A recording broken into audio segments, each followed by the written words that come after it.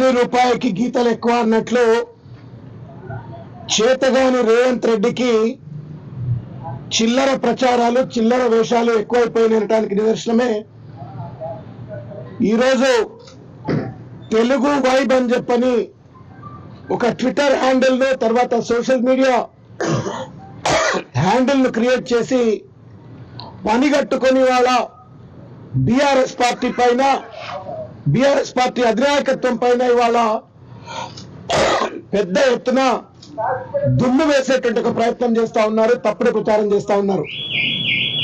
నిన్న తెలుగు వైబ్ పేరు మీద ట్విట్టర్ హ్యాండిల్లో హరీష్ రావు గారు కేసీఆర్ గారు ఇద్దరు కూడా గొడవ పడుతున్నట్టుగా ఒక మాఫ్ ఇమేజ్ ను క్రియేట్ చేసి దాంతో పాటు హరీష్ రావు గారు కేసీఆర్ గారి పైన బాధను వ్యక్తీకరిస్తూ తనను అణచివేస్తున్నారు అంటూ తన బాధను వ్యక్తీకరిస్తున్నారు అని చెప్పని తెలుగు వైపులో పెట్టడం అయింది.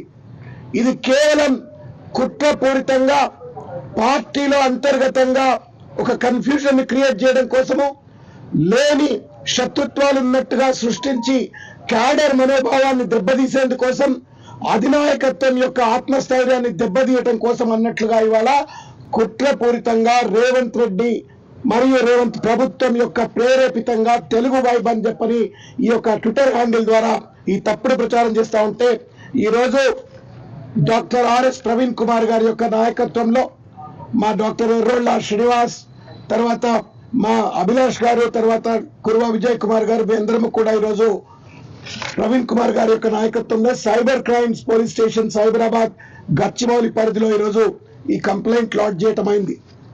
సైబర్ క్రైమ్స్ డిపార్ట్మెంట్ వాళ్ళు తగు చర్యలు చేపడతాము, నిందితులను శిక్షిస్తామని చెప్పని కూడా చెప్పడం అయింది. అయితే నేను చెప్పొచ్చేది ఒకటే, ఇవాళ రేవంత్ రెడ్డి అనేటువంటి ఒక వ్యక్తి బీఆర్ఎస్ పార్టీ నాయకుడి పట్ల బీఆర్ఎస్ పార్టీ పట్ల ప్రజల్లో పెరుగుతున్నటువంటి ఒక ఆదరణను చూసి తట్టుకోలేక మరోపక్క తన చేతగానితనాన్ని సన్నాసితనాన్ని కప్పిపుచ్చుకోవడం కోసం అన్నట్టుగా ఇవాళ ఇష్టం వచ్చినట్టుగా తప్పుడు ప్రచారాలకు పాల్పడతా ఉన్నాడు, అబద్ధ ప్రచారాలకు పాల్పడతా ఉన్నాడు. వీటిని మేము తీవ్రంగా ఖండిస్తా ఉన్నాం. ఇవాళ అందుకోసం అని చెప్పని ఈరోజు ఇక్కడ ఈ రిప్రజెంటేషన్ ఇవ్వటమైంది. పోలీసులు వెంటనే చర్యలు తీసుకోవాలని చెప్పని విజ్ఞప్తి చేస్తా ఉన్నాం.